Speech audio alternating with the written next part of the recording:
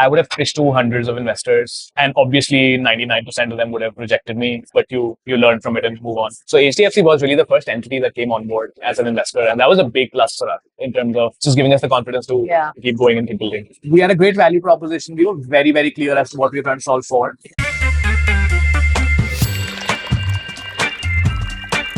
Hi, Anshul. Hi, Shai. It's a pleasure meeting you. So everyone talks about the successes. I want to ask about day one. What was the exact moment you decided, okay, I'm doing this? To begin with, there's never one moment. You plan about doing something over a period, and one day you're like, I am convinced enough to now get into it and get going. For some people, that conviction could come at when you're 100% sure. For some people, it could come at when you're 20% sure. I was more in the 20% range when I said, let's just get this going. What got you thinking about this idea? How did you find that there was a problem that needed to be solved? We were working with a lot of blue collar workers in my previous avatar with the business that I was building, and churn there was a massive issue. And we realized that something needed to be done for churn, just in the general economy, in the industry that we were dealing with. That was really the starting point of it, where we said, what are things that you could potentially do for the people? And that got us thinking that maybe enabling loans to them and other financial products could be a starting point. So that's where it all started, with the problem statement that there's a lot of churn in the industry. Could you do something to help people and eventually help the employers that they work with as well? If you had to describe what you do in one line, how would you describe it? We do financial and health services for gig and blue collar workers. That is literally everyone around you. It could be a security guard, a cleaner, a delivery guy, a cab driver, all of those segment of workers. And how does that help them improve their life? Some of the numbers in the industry are pretty interesting. About 70% of blue collar workers borrow from the informal segment, which is local money lenders, or borrow from friends and families for the smallest of expenses. About 80% of the workers have zero in savings. What we're trying to do is give them access to these essential financial services so that they do not have to depend on a debt shark, but instead be able to survive with dignity with the money that we're able to enable for them. What was going on in your life before you started? I was building another business when I started this. So about 4 years of having built that business, gone through the cycle of doing that from zero to about 1,000, 1,200 odd employees. So I'd seen the cycle, lived some of that cycle, gone through the turmoil of building that entity. But for some reason, I thought that building another one will be fun. And that's really what got me started. So you were building two businesses side by side. I started with building two businesses side by side. Eventually decided that the new one could be much larger in terms of opportunity. And so moved to build that full time. When you thought of this idea, who was the first person you told? I think I discussed it with people in my previous entity where I was building things. The idea was to look at whether people understand what I'm trying to do, whether they think it could be solved, whether they think there is value to it as well. So I shared it with the ecosystem that we were building to just verify the opportunity in my mind before I said, okay, I'm ready to now build this out. And what did they say? All sorts. The ones who were in the closed business saw and understood that the opportunity is there. Whether it could sustainably be built or not was a separate question. But at least from a value proposition perspective, I realized that it is a business that would generate value for users, for employers. I still had to figure out the entire sustainability and supply side of it, but that got me onto the journey of having to build it by itself. How did you get your first customer? Just reach out to everyone on LinkedIn. Everyone I practically have access to, I reached out, said, could you make an introduction, or could this be worth for you? And you live that journey. You go to the first one, they say yes or no, or they say yes and I could do this, but at some point in time in the future, they go through that journey, and then eventually someone says, okay, let's do this. And that's really how you go about it. I did not have a segment of people that I could test this on readily. So my journey was reach out to every employer that I can in my network, to cold emails, to cold messages on LinkedIn, and then get into meetings and then be able to get to someone who said, yes, let's do this. So you literally started from zero. Oh, yeah, absolutely. I think that's the way to learn about the cycle, learn about the product, what people feel about it as well, right? So in the journey of trying to get to the first client or partner, you learn a lot about how people think about it. A lot of those learnings actually inform the organization and what we were trying to do over a period as well. How long did it take you to get your first customer? Probably have been 2 months odd in That's getting quick. to the first one. See, the advantage with what we are trying to do was it is very obvious to entities that this could be helpful. So the first entity that we worked with was running a warehouse, had I think about 150 odd people. These warehouse workers would come back to the employer for loans and salary advances, etc. Our pitch was you as an employer don't have to worry about it. We will enable access to credit for them. They will benefit because they have access to loans now and a much greater amount than you could enable them access to. And as an employer, you don't have to pay anything. You have to give us access to information on these people and we will do the rest. So the pitch was very, very clear. And I think the second entity that we went live to was aggregating elder care workforce. So again, very obvious, a lot of women who come to the employer for advance or loan. And we just went to them and say, we could do credit for them. They will benefit, you will benefit, and we could all make this work much better. So you had a great value proposition. We had a great value proposition. We were very, very clear as to what we were trying to solve for. And so that really helps in getting to the first entity. Why would they pick you over your competitors back then? So interestingly, at that time, there weren't a lot of entities building this. There was maybe one other entity that was building it, but they were in a very early stage as well. So I wasn't really fighting with a lot of entities in the market. I was maybe dealing with one other competitor that had a small footprint by itself. They were based out of Bangalore. We were based in Bombay. So, geographically, they were trying to target more entities in Bangalore. We were trying to go after entities that are closer to us in Bombay. So I think that helped. I think that entire side of fighting with competition or winning over them just did not exist at that point when we had started. It occurs today because there are other entities doing it, but at that point, there was a fairly small market in terms of entries that were trying to enable this. So you had a first mover advantage. You would We had a massive first mover advantage. Sitting here today, I would not say that the first mover advantage is really important. You could be the third, fourth entity and still make it. do it better than the others. Do it better than the others. Learn from the mistakes that they've made. The fact that we've survived today and a lot of the others that maybe had raised more money than us do not. I think that's a proof point of trying to learn with the experience in the market. What was your first big rejection? It would have been from investors. It would have been from clients. Clients, you don't worry about too much because you can move on from one entity to the other. There are a lot of entities on the market that you could potentially enable this to. But going to an investor and them saying, what is this that you're building? That, of course, hits you in terms of you thinking whether this makes sense by itself or not. A lot of times when I've ended up thinking about whether the idea makes sense or whether how we are trying to do it makes sense, a lot of that has come from talking to investors in the market, getting them to invest or thinking about getting them to invest in what we're trying to do. And a lot of those conversations have gotten us to think, are we doing this the right way? But then you go through that journey and you eventually realize that a lot of them probably know lesser than you do, someone who's living it day in and day out. So you learn to sort of live with it. And now it's almost a good thing. If someone says no, at least you end the conversation. Most people in the market will say yes and Never get back. never respond. A no is way better than that. At least you know what the answer is. Yeah. So when you meet the investor community, a set of authority figures, and they tell you the idea you have is crap, how do you deal with that doubt that seeps in? See, initially, what you just do is keep going at it, trying to get to more people to give their thoughts to what you're trying to do. So you're trying to verify someone else's thoughts with another person's thoughts and see whether they match. And you're like, maybe I should do it differently. You start to think about the basics of it. But then you go into a third person and he will say something that is completely opposite to the first one.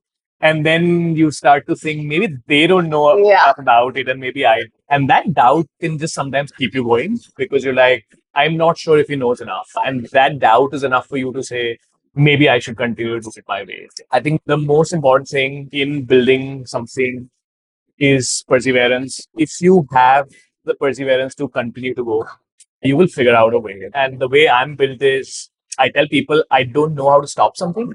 I don't know how to not do anything. So for me, whatever I hear, I could be mad about something for a day. But then the next day I get up, I'm like, okay, let's figure out what other ways to solve it. So I figure out a way to keep going every day. And and that will happen no matter what. When you got this idea, what was the first step you took? I think I made a deck in trying to crystallize your own thoughts about what I'm saying and what I'm trying to do. Because when you think about something and when you write something, it's very different. Because when you're writing something, you have to get into the detail of everything and then figure out about the model in a lot more detail. So I think I made a deck, reached out to a lot of people to get feedback. I still remember one of them saying, are you a 10-year-old kid who's making this deck and stuff? And this was someone in not so close family who I knew who had done pretty well, who was in private equity in Singapore and stuff. And he was like, this looks like a college deck. But yeah, you make a deck, try and write things down, try to figure out right steps as to how you can take this to market and try to build there. The first step of writing things down just adds a lot of clarity in terms of what you think the model is. What was the first big milestone as you reached out to people where you thought, okay, I can do this now? I think the first big milestone was an employer saying, I want to do this. And that giving you the belief that, okay, this is valuable to him. It is valuable to people who are coming and taking loans from you, which means that there is at least a market for it. That's always the first big milestone. I think eventually the second big milestone was us being able to reach to an investor and someone investing money and someone trusting us with it.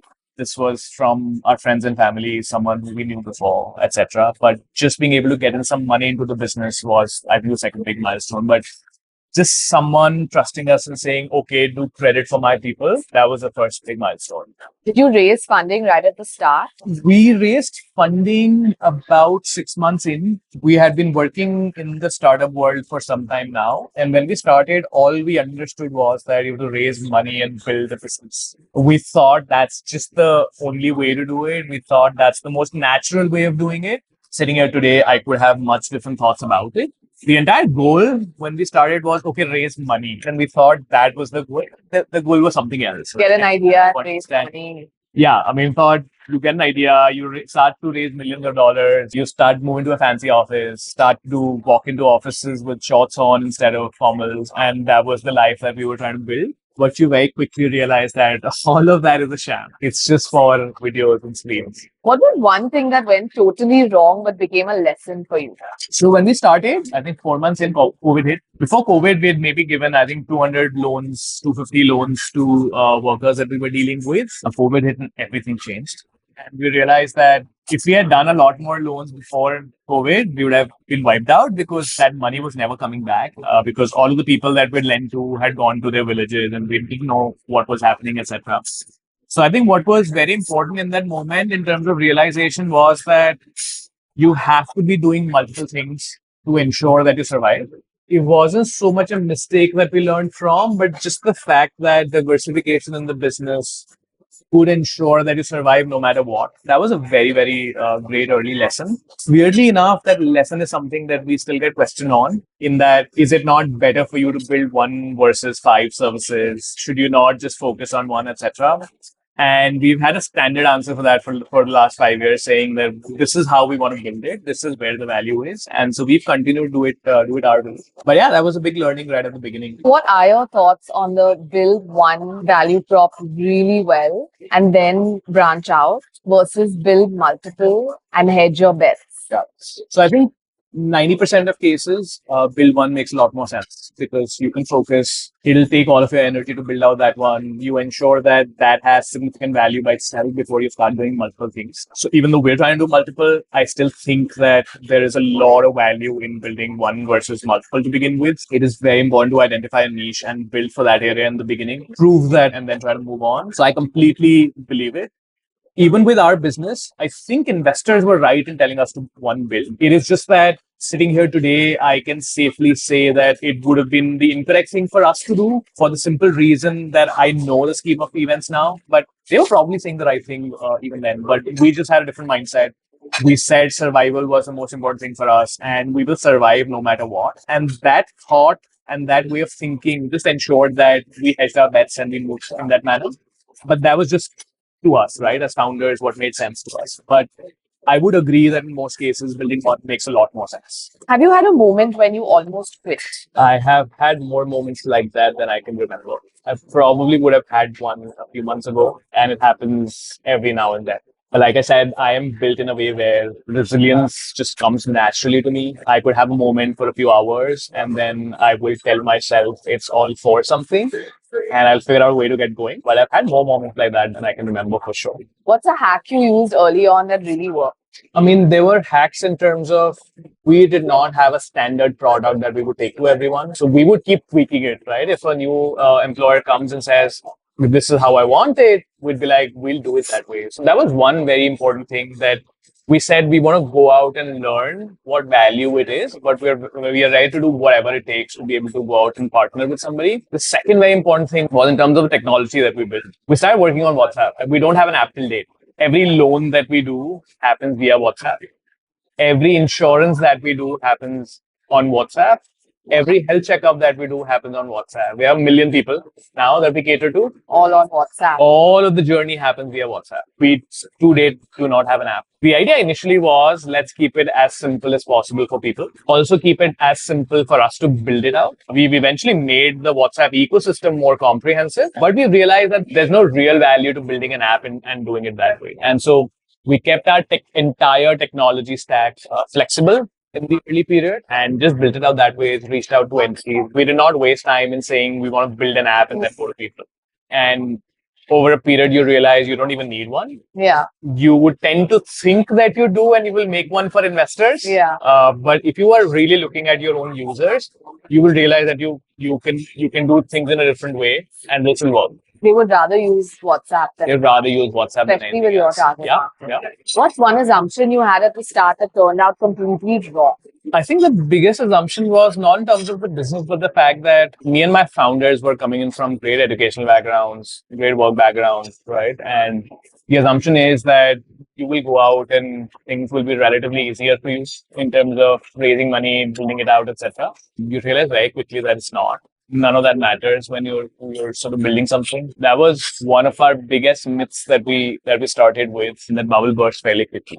Who did you raise your first investment? So our first investment was we have family and friends. A friend of our family invested some money into the business. I think he invested more because he had respect and regards for my father than anything else. I don't think he was trying to look at the return that he could get or he understood the business. I don't think he understands it to date. Right. So he invested because of everything that came from being associated with my family, etc.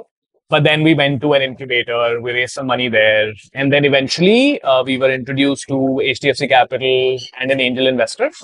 That was our first real institutional round that we raised. So HDFC was really the first entity that came on board as an investor. And that was a big plus for us in terms of just giving us the confidence to keep going and keep building. And how many times did you pitch before you secured your first institution? Oh, you stop counting after a point. I would have pitched hundreds of times. I should ask, how many times did you get rejected? I do it every year, which means because you raise a round of funds, and typically a round of funds will take about a year to raise, right? So you go to market, the first 3-4 months are pitching to investors. Then someone comes in and says, okay, I'm ready. And then there'll be like a 4 or 5 month due diligence that'll happen, which means the entire round is about a year from when you start raising. And by the time you're done with the raise, the prep for the next round starts. So you will do the deck again. Constantly you will pitching. do the entire process again and then hit the market again. So I would have pitched to hundreds of investors, and obviously 99% of them would have rejected me. But you learn from it and move on. What did your first institutional investors see in you or in the company that they chose to invest? So I think the first real confidence that someone showed in us as an investor was our first big angel investor, who's still associated with us today. He's the one who introduced us to the institution, HDFC Capital, etc., and brought a lot of confidence in terms of what we were trying to do. I think the first institutional investor had more of an impact angle than a return angle because we were catering to a segment that is typically uncatered in the market. They thought that we could potentially have a very, very large impact on a segment of workers. And that is the reason why they came in. I don't think it was the typical return angle that they invested for. Also, they're a real estate private equity fund. If you think about it, they don't even invest in startups like that. So their entire thought process was more impact. Of course, the angel investor that invested with them, he had a return angle, but he's also become one of my closest mentors. I can share anything with him every day. I met him yesterday, talk to him every week. More than anything else in the journey, it is very important for you to find these mentors who could be with you, who could support you, not just with money, but beyond it, and understand that you have other things going on in your personal life as well and support you with them as well, because all of that is really important in the journey. How do you find a mentor who wants to give you that time? It is a journey. I would have reached out to hundreds of angels and spoken to them, and not all angels will become mentors for you. But in the journey of onboarding a lot of them into your ecosystem, you find the two or three people who could be great mentors for you. So it's by chance, but you need to understand, identify them, and ensure that you work with them in that manner as well, and not treat them as typical investors who will want an MIS every month, every quarter, etc. So you need to build that relationship out with them as well. But it's really by chance. You end up talking to hundreds, you figure out some of them could be really important to you, and then you hang on to them. A combination of effort and luck. Yeah, absolutely. Find Absolutely. the right mentors. It's very interesting. I have maybe about 10 investors now in total, including angels and institutions. I don't think one ever beyond the gentleman I'm talking about has asked me, what is your salary? Why don't you increase your salary from the business? Every year, once every year, this particular gentleman will be like, you should increase your salary. It'll be better for you. I think This is an investor. this is an investor who cares about his money, who is invested for a return. He cares a lot. He understands the fact that if I'm not being taken care of, the business will suffer. And who cares more about me with the business and not just the business by itself. And every time we've increased our salaries as founders, it's because the gentleman has said, you should increase your salary. And he said that to me yesterday. So it's amazing to be able to find. Yeah. I mean, I don't care about salaries anymore. Eventually, after having built something for so many years, that's the last thing you think about. Of course, you need money to be able to survive and thrive and all that kind of stuff. It makes your day that someone's recognizing the effort that you're putting in. Yeah. And someone's saying that things are going in the right direction, and I trust you in that. I think that is what it says more than anything else. Yeah. And it gives you more confidence to keep going and keep building. How did you convince your first co-founder to join you?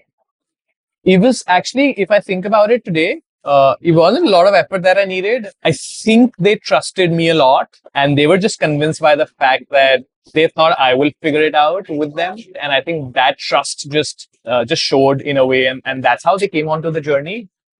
Of course, I shared the idea with them. We sat right here in this place and discussed it with, I remember one of my co-founders walked in through the idea, spoke about what we want to do. Of course, they had thoughts about doing it slightly differently, tweaking it and all that. But I think eventually it was just a function of them saying, okay, I trust you and I want to go on to this journey with you. The thing is, it is such a topsy-turvy journey that trust and respect that you have for each other is what continues to be there and continues to ensure that you build it out the right way. Otherwise, it is not a linear journey at all. And if someone's coming in for the return, someone thinks that 2 years they're going to make money in their stocks, etc., that they'll benefit out of, that is just not a journey that'll work ever. And I think some of the numbers of founder disputes are mind-boggling. I think I was reading somewhere that 65% of the startups shut down because founders fight with each other. So it's a massive number. So that's one big, large step to cross when you decide to build one. I was probably lucky. I had a couple of people in the ecosystem that I trusted enough to share the idea with, enough for them to come back to me with thoughts and trust them with it. And then they trusted me enough to say, let's get this going. So how do you gain that level of trust? For me, they had worked with me for a few months. And I think it comes from how you work with them a little bit, how you are in the work environment with everyone else. And when you speak, do you speak with conviction? And I can speak with a lot of conviction. I think that conviction worked for them. The way I worked for them, etc. as well. So it was very different from reaching out cold to someone and saying, will you come in and be my co-founder? Because these people had seen me working for one of them for like 2 years and another one for like 6 months. Because they'd seen me work, I think that trust came in from there and they said, let's do this. And they were willing to join and not take a salary. Yeah, yeah. The first few months we did not take a salary. Even for a year or two after, I think the salary that they were on was like 20% of what they were earning before that. And we stayed there for maybe like a year, 2 years after that as well. So they came in without a salary to begin with and started with it. In fact, very interestingly, the fourth person who started to come work with us was an accounts executive with me in the previous entity, and she was earning a certain amount of money. She came in and said, I will do this for free. Just, I want to work with you. Right? She continues to be with us. Impressive. She continues to be with us today. Probably the most important part of the entity because she takes care of HR, administrative staff, operates everything. Like she does everything for us. But the fact that she came to us and said, Herself. I will do this at half. I will do this for nothing. But this is what I want to do. I want to not work with the previous entity because I want to do this with you guys. I think that was a big sort of yes in our minds in saying that, if people are willing to work with us, we can have enough people to get this going. What about your working style at your previous entity? Do you believe drew all these people towards you? I think it did in some ways. Even today, so the way I typically like to work is that you bring in people and you give them liberty to do things in a certain way, in a way that they want to do. Give them the freedom to try out things, to not succeed, to not have a fixed hour that they have to come in, all of that, right? So for me, it's a function of bringing in someone and giving them conviction that you're good enough to do this. This is what we want to do, but how to do it is with you, giving them the power to do this. It backfires sometimes as well because certain things need, some people just need, oh, come in at 10 or come in at 9 and come in at 11 and do this for me and I will monitor you through the day, etc. Some people need that, but a lot of other people are actually really happy if they get the authority and the freedom to do something. When you're bringing in people, for me, it's all about that. Are you able to identify someone with initiative to do this by himself or herself? Because I don't have the time to coach anybody per se, to handhold anybody, and I don't want to do that. I don't care what time they come in, what time they start work, whether they work at 12 in the night or 10 in the morning or 8 in the morning. We don't monitor that at all. Everyone works from home. We have a approximately 50-member team, all working from different cities. We meet maybe once a quarter or 4 months. And I might not talk to some of my team members for days together. And these are leadership team members, right? But I know that they know what they're doing and there's enough initiative in them. And we've had recruitments where we've figured, oh, someone's not good enough in terms of just that initiative side of it and move people out fairly quickly. But yeah, that is all that we look at now. How do you deal with it when this level of freedom backfires? You move people out, and that's all that you can really do. I don't have the style of working where I will suddenly change to start monitoring people more closely. You just take a decision, move people out, start to look at other ones who will be a fit with the culture that you're trying to build. That's all that you can really do. Instead of changing anything significant in the culture, you just tweak things around and ensure you start again. What's the hardest part of managing people? I think trusting them is the hardest part. I have a lot of inherent trust in people, inherent trust that they're doing the right things. If someone kicks that trust to the curb, it is really painful, right? Because you're like, I've trusted you for this, but you come back to me and I've realized that you've not done anything. Being able to get that trust with people is really hard. It also breaks pretty quickly. And I've realized that if you trust someone and it gets broken, your reaction to it is really bad. And then it's very hard for you to sustain that relationship. So I think that's been the most difficult part for me. It's more a function of how I am as a leader as well, in the sense that I want people to feel valued. I want them to know that they're not working 9 to 5 here. I want them to feel like they're part of something bigger. And there's a lot of trust that goes into being able to build that relationship with that man. How do you find and hire great people? Really, really hard. You find one, bring someone in, you realize they don't work. Then you fire them, you bring another one in, realize they don't work as well. Probably the third, the fourth, or the fifth time you will find someone. It could probably take you 7 times to get someone. It could be in the first time as well. You go through that journey in finding people. I think my marketing heads that I work with now, I worked with 2 other marketing leads. And I've realized that they were probably 5% of what this lady was. And she came in from a very different background, more excited about marketing than having worked in it for a long time. But the fact she's shown so much initiative, and it gives me so much trust in terms of what we can potentially do with her. It's amazing. You try it one, two, three, 10 times, and then be able to get someone. What has been the hardest part about raising money? Just being able to reach out to hundreds of them. Some of them you realize in the first 5 minutes do not understand anything, but you still have to walk them through a full pitch. It's very hard. You come out of pitches so angry sometimes because the kind of questions that someone's asking are really stupid, do not make sense. But some of the other conversations, even if people want to say no, are at least informed conversations. They understand what they're saying. They tell you things properly, or they explain their thought process properly. So it's a mixed bag, but the fact that you spend a lot of effort with it, you have to reach out to as many as you can. I think that's the most difficult journey. Also, it's one area where there's just absolutely zero certainty, which is with the startup by itself as well. But at least there are things that you can do to get out to the market and do more things. With investors, you have absolutely no certainty, and you have to just keep doing one conversation after the other without really getting anywhere else. Once you raised funds, how did you decide where to spend and where to save?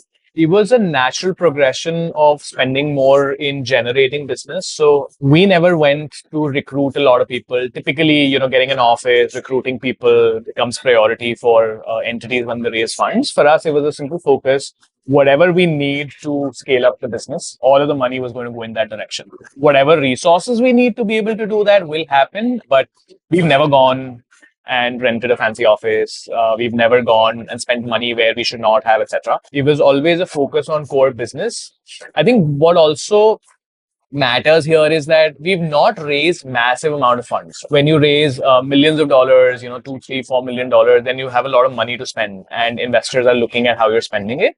Ours has been a different journey. Typically, every round we'll end up raising about $600,000-$700,000, which means a relatively small amount of money, and you want to channel everything to business, and you continue to do that one after the other. And we've practically raised a round every year. Every time we've raised a round of money, we've known where the business could expand and where that money will be spent once that money comes in, and we've continued to do that. Is that normal to raise a round every year, or is that just the way you all operate? It's pretty normal to raise a round every year, especially in the first 4-5 years. You could end up raising multiple rounds a year sometimes as well. But yeah, about an average about a round a year.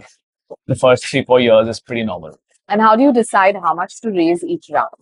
It's a function of what the market tells you. You will have a number in mind to begin with. The first investor that you bring in is all a gut call. You reach out to someone. If someone says yes, you have a number in your mind, and you say, okay, this is what I want to raise. Then they will say, okay, this is how much I want to give, and you adjust there and figure out a way to get there. The second one will be him saying, okay, this is what your metric is, and therefore this is what you should raise, etc. So then it starts in consultation with the other investors. And then you go to the market, and then the market informs you that, this is a higher number, I'd rather give a lesser number, etc. So from there, it's all a function of you engaging with the ecosystem and figuring out what can happen instead of you being able to start with a number by itself. How do you value yourself for your first round? See, there are metrics around standard valuation, I think, but those only work for a very, very small percentage. Tech startups will typically end up doing about $1 million at 5. That's the valuation they look at. So give away about 20% odd, raise $1 million, etc. But that really works for about 1% of the startup ecosystem. For a lot of the others, it's about which investor is interested. Because if it's an institution, they will have metrics by itself. They would want to do $1 million at least or more. Some of the micro funds would do $500,000. But they will have a value in mind. They will have a standards of what you should be valued at. So you can start with anything, but once someone shows interest, then again, they will give you a sense on what they want to do instead of you informing them. What does your revenue journey look like? Was it a slow build or a sudden spike? It was a slow build. For us, it'll grow in stages, right? So the first year, we were maybe doing 10, 15, 20 lakhs a month. We'd have 6 months where it'll go from 20 to 40. And then it'll stay there for 6 months. And then 6 months later, it'll go from 40 to 70, 80. It's never linear. And it's weird that I say that because all of the investors will ask for linearity or look at some sort of linearity in terms of how your financials have grown. It is never linear. As long as over a period, you're able to show growth, it could be quarter on quarter, it could be year on year, depending on what kind of business you're in. All of those work. So never really look at month-on-month growths that a lot of investors will look at. But for us, it's been in stages, right? So you stay in a certain place for 6 months, and then you grow to a certain number, then you stay there for another 6 months, and then you grow that number as well. How did you first price your solution? For the partners, entities, and clients that we deal with, especially for credit, there was no cost to them. But loans were priced at what we thought people would accept more than anything else. You define a rate where you're not looking at sustainability in the first period. You just see what are people okay paying for the product that you have, right? And you start with that, and you tweak it around depending on whether it's working or not working. And you continue. I mean, we've continued to tweak it to date. So it's a function of going to them and saying, "This is what I want to do." They will accept it or reject it, and then you work from there and think through. What's been your lowest point personally through building Entitled? It's a tough journey. Started building it very early after I got married. 5 months in, the first couple of years in our marriage, we went around on vacations a bunch. We realized we can't do that because there's not like a fixed salary that's coming home. So you have to adjust. There have been times when I've not had money, but I think God's been kind enough. Somehow, either my wife will get money from somewhere or I would, and we make it work. So there have been times, especially with money, where you're like, where is this going? And it's not so much about the money, it's about thinking where you are in life mentally, because you will see people around you doing things. I'm from a premier educational college, which means that a lot of my friends are senior executives with large startups or organizations now. At points, you will compare yourselves in terms of journey to them, what they're doing today and what you are doing today. And that'll feel really odd. But once you get over that hump, it all starts to feel a lot better. You also realize that what people show is not how really their life is. And I think once you understand that, it's easier to push through that journey. But yeah. What's something you're still insecure about as a founder? I still think where the journey is going to go. And I am really insecure about that. And I will continue to defend myself if someone was to question that journey, because I don't know where it's going to go, but I want to hope that it goes in the right direction. And if someone starts to question that, I'll be really jittery in that conversation, because I tell myself the most positive things just to be able to sustain it. And if that comes into question, that's really jittery and insecure. What's one thing you had to unlearn while building Entitled? Having a structure in everything is really tricky. When you work with organizations, typically there'll be a structure to most things. I had to completely let go of that when I started building. Also, you have to be comfortable with doing everything. And you work with organizations where, you're not making payroll or doing HR activities, or there have been times when I've called people asking if you want a loan and do you want to give your documents, etc.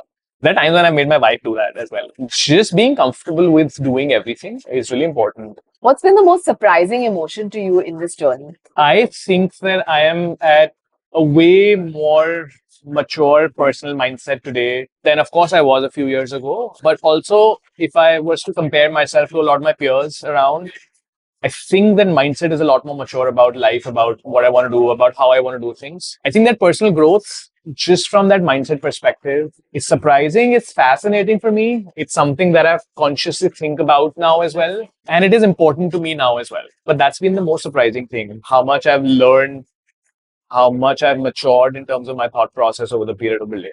What's one thing you'd like to change about how Indian founders build companies? Knowing that raising money is not the most important thing is the first step. Also, there's money in the market that can come from your customers, your clients, your users, and other people as well. I think the most important thing is not actually raising money. The most important thing is being able to find value in your product and someone who appreciates that value. I think if you found that, there will be 100 ways to raise money. And just knowing that raising money is not the milestone, but working with people, being able to show value is the milestone. I think if you get through that one step, I think that's a lot done in terms of beginning the journey and then going forward. What's your advice for someone who's looking to start something but just doesn't know where to? Just get in and do something. Just jump in. You don't know where to start.